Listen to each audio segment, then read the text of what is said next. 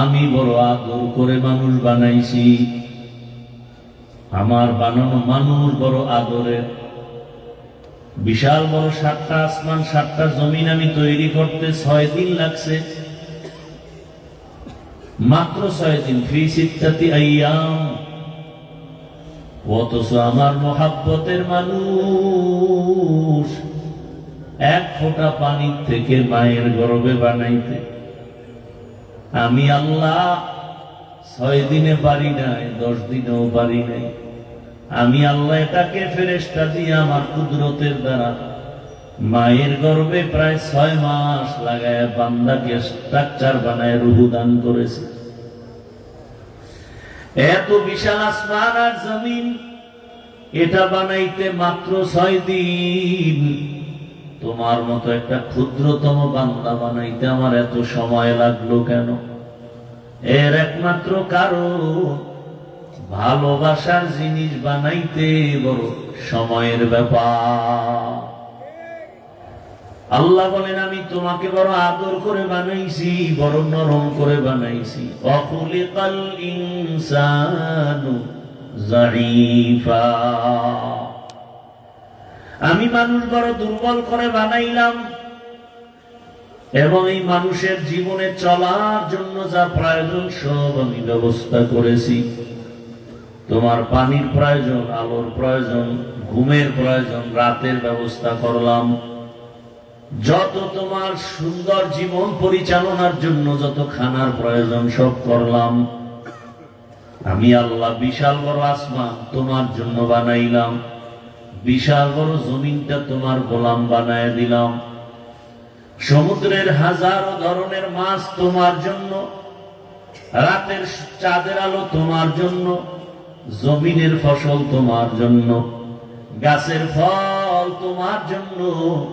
আমি বড় মহাব্বত করি তোমাকে।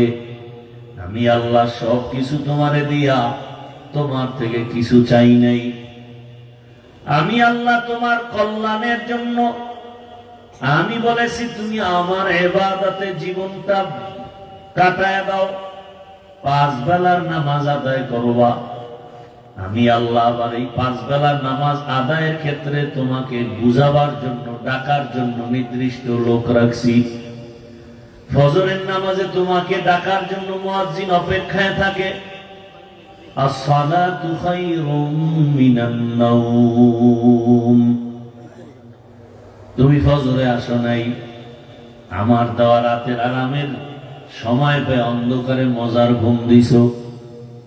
আমি আল্লাহ বেজার না, আবার জোহরের নামাজে তোমারে ডাকছি আসো। জোহরের নামাজেও তুমি দোকান পাটার নিজের চাকরি বাকরির ব্যস্ততায় আসো নাই। আমি আল্লাহ বেজার না, আবার আসরের নামাজে ডাকার ব্যবস্থা করেছি। বান্দা তুমি ব্যস্ততার অজুহাত দেখাইয়া আমার ঘরে হাজিরা দাও নাই। আমি আল্লাহ বেজার না, আমি আবার তোমাকে মাগরিবে ডাকাইলাম, মাগরিবেও তুমি অনুপস্থিত।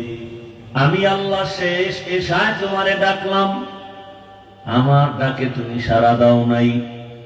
আমি আল্লাহ রাগ না করিয়া এবার আমি আল্লাহ নিজে রেডি হয়ে গেছি তোমাকে ডাকতে আমি আসব। মুয়াজ্জিন ডাকছে তুমি আসো নাই, উচিত ছিল তো আমি রাগ হয়ে যাব, কিন্তু না, আমি কেন রাগ করব? আমার তো আলাদা আর এক জায়গায় কোনো ছেলে নাই, মেয়ে নাই, আমার স্ত্রী নাই, আমি একা।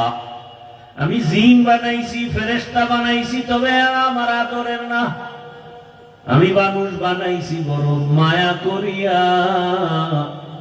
আমি চাই মানুষ যেন একবার আমারে আল্লাহ বলে ডাক দেয়, মানুষ যেন আসিয়া কপালটা মাটির মধ্যে লাগায় দেয়। বান্দা যখন কপালটা মাটির মধ্যে লাগায়, আমি মাটিতে লাগতে দেই না।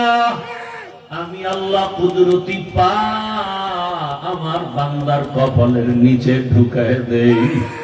বান্দা তোর কপাল বড় দাবি,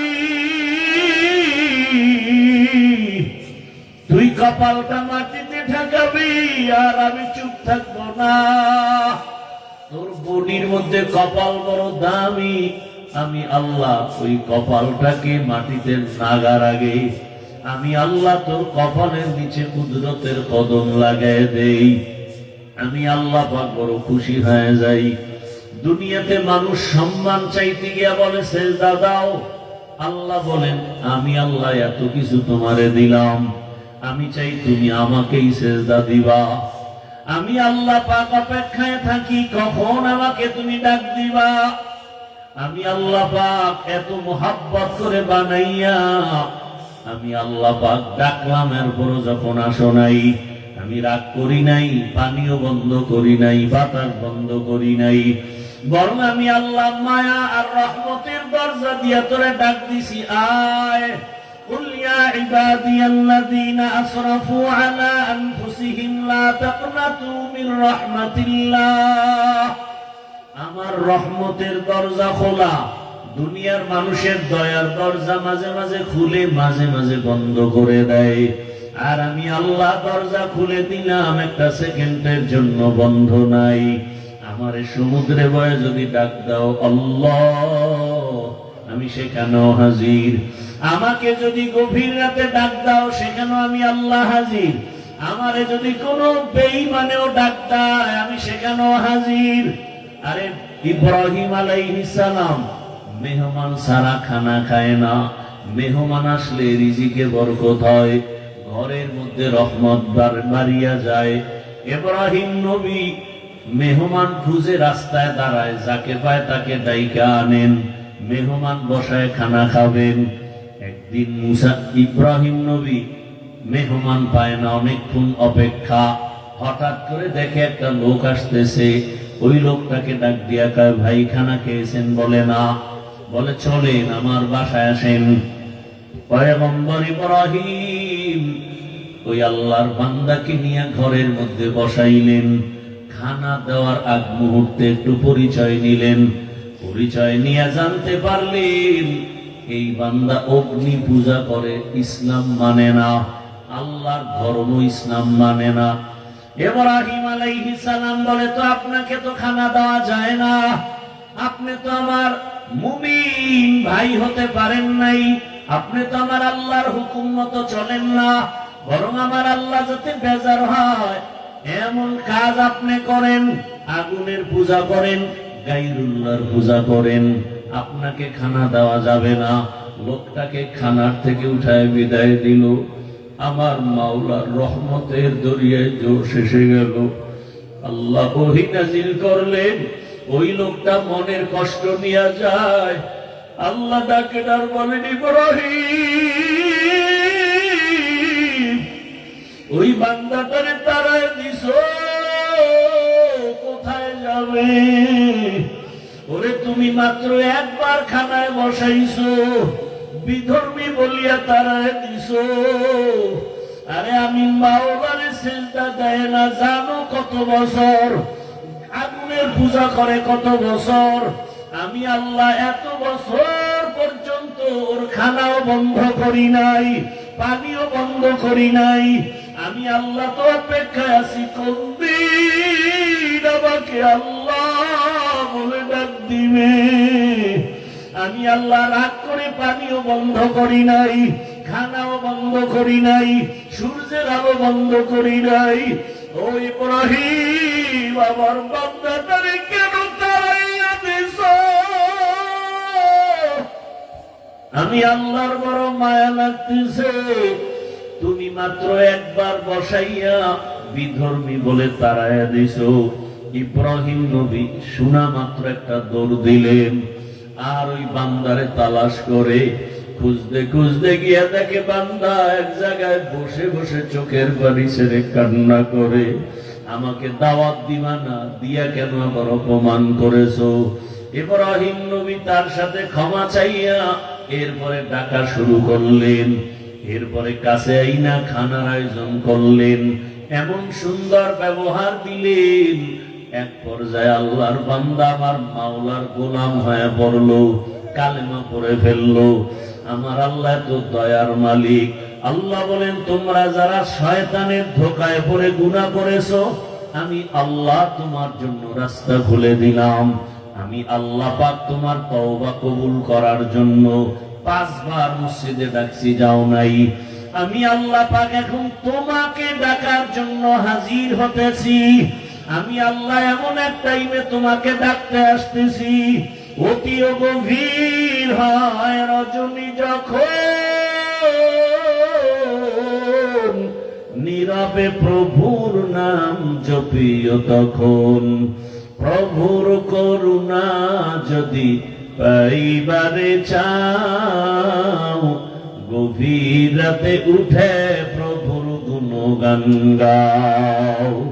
আমার আল্লাহ পাক রহমতের দরজা দিয়া ডাকেন, বান্দা তুমি গুনাহ করেছো কত বছর? কয়টা? বলে আমি 50 বছর লাগাইয়া এত গুনাহ একদিনে করি নাই। আজকে একটা, কালকে 2টা, এভাবে হাতের গুনাহ, চোখের গুনাহ, জবানের গুনাহ, অন্তরের গুনাহ করতে করতে বছর বছর গুনাহ করিয়া আমার চোখের গুনার পাল্লা ভারী, আমার হাতের গুনার পাল্লা ভারী, আমার অন্তরের গুনার পাল্লা ভারী।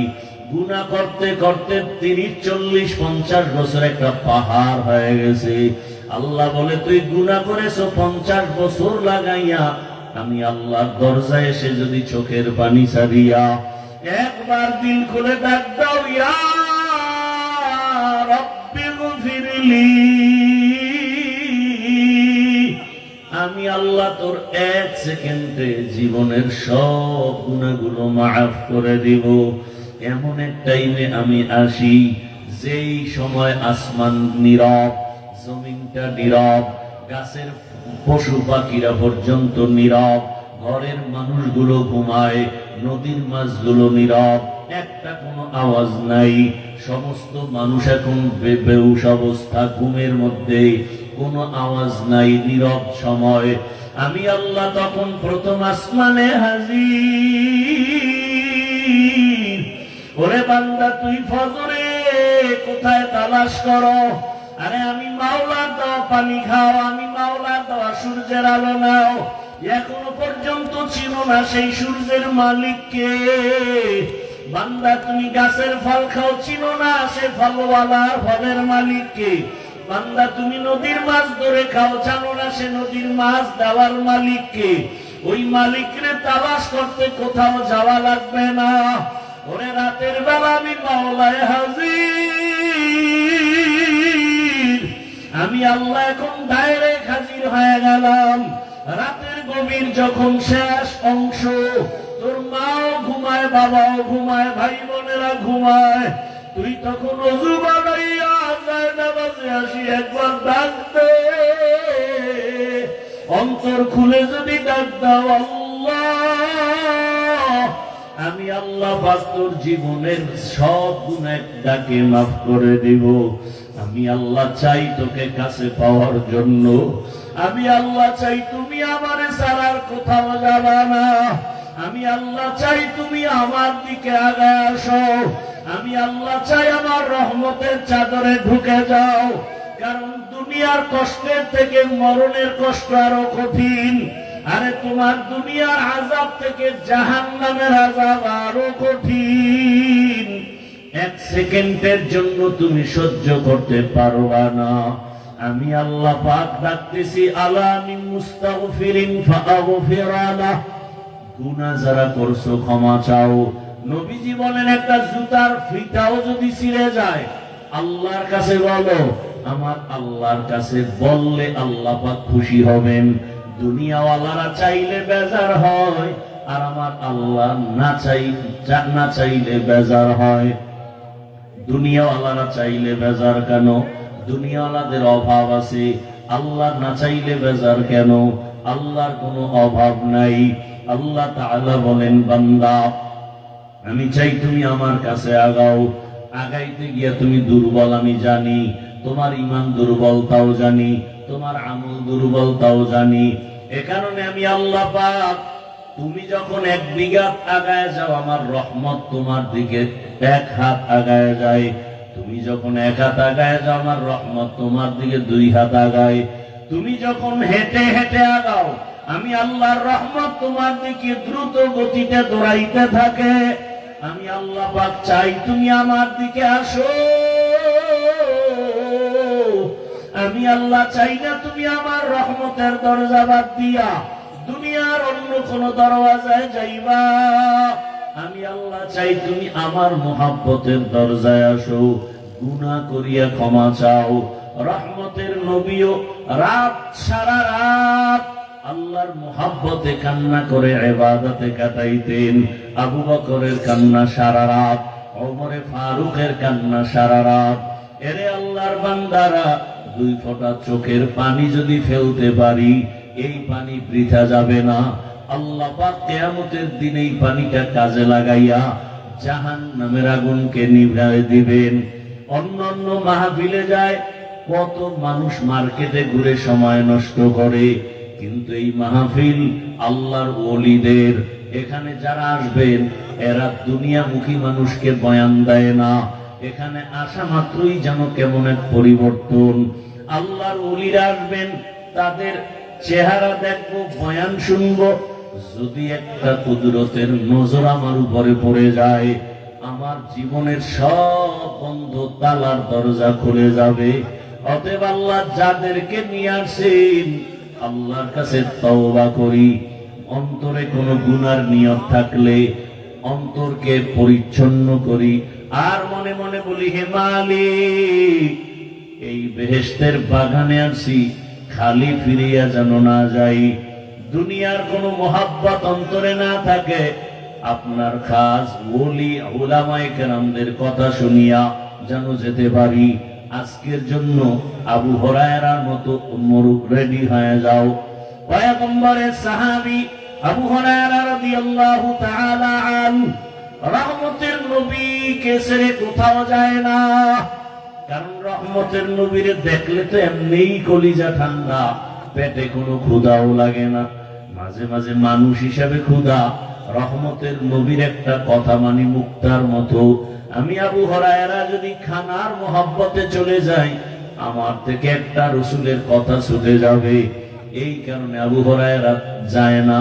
ক্ষুধার পাগল পাড়া হইয়া রাস্তায় পড়ে আছে দুর্বল হইয়া, মানুষ পাড়ায় পাড়ায় যায়, বলে আবু হুরায়রার মনে হয় কোন মির্গির ব্যারাম হয়েছে। আসলে তো ব্যারাম না, রহমতের নবীর দরবার ছেড়ে যাবে না বলে খানা খায় নাই, ক্ষুধায় ক্লান্ত হয়ে গেছে। এরে আল্লাহর বান্দারা, মেহমান আসবে, উলামায়ে কেরাম আসবেন, কোরআন ও হাদিসের বয়ান করবেন, আর আপনি দোকানে দোকানে ঘুরবেন, কোথাও বসে গল্প করবেন। এটা আল্লাহর প্রিয় বান্দাদের কোনো আমল হতে পারে না। আল্লাহ আমাদের সবাইকে সাহাবী আবু হুরায়রার আদর্শওয়ালা বানায়া দেন। জোরে কন্যা আমিন। আল্লাহ পাক